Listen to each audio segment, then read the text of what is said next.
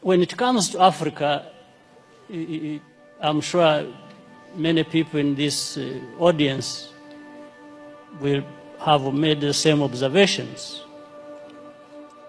I think we must take responsibility and accept our failures in dealing with these matters. For example, relating to what President Obasanjo has just said, on the case of Boko Haram, or you can use that for many other cases.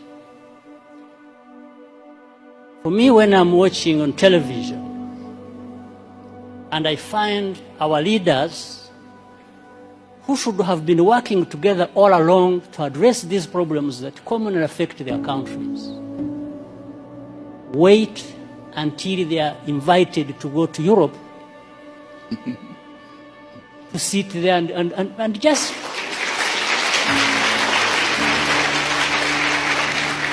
it's like they are made to sit down and address their problems. Why does anybody wait for that? What image does it even give about us, about Africa? In fact, the image it gives is that we are not there to even address these problems.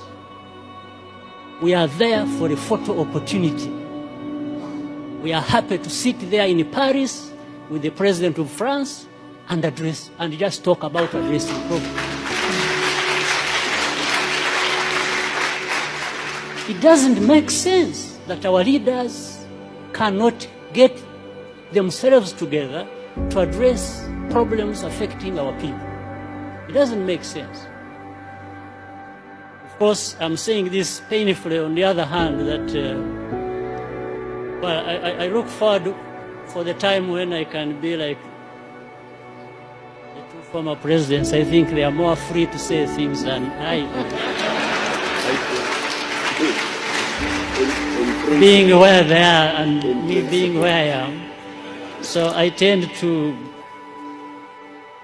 remain with some reservations about what I have to say because, but I think there is that serious problem.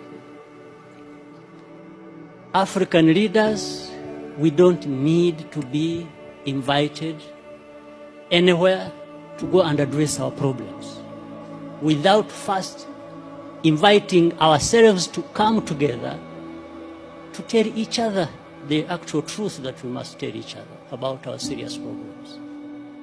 So, I mean, again, look at the problem of South Sudan, indeed. The first problem was about this country and the people there wanting to be independent. They got independence. Now that turned into a problem. How?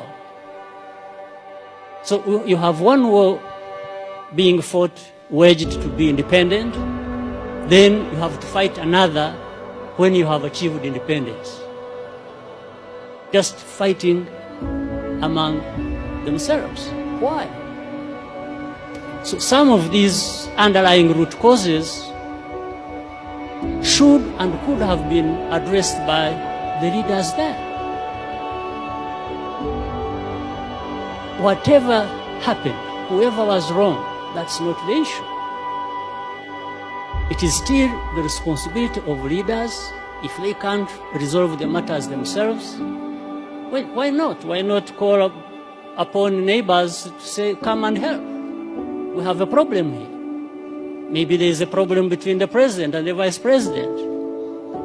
And if they can't resolve it, and each one thinks he's the one who is right and the other is wrong, and they are going to divide the army and government and everybody else to go on either side and start fighting, well, I think in between the time that starts and when it actually happens, something can be done.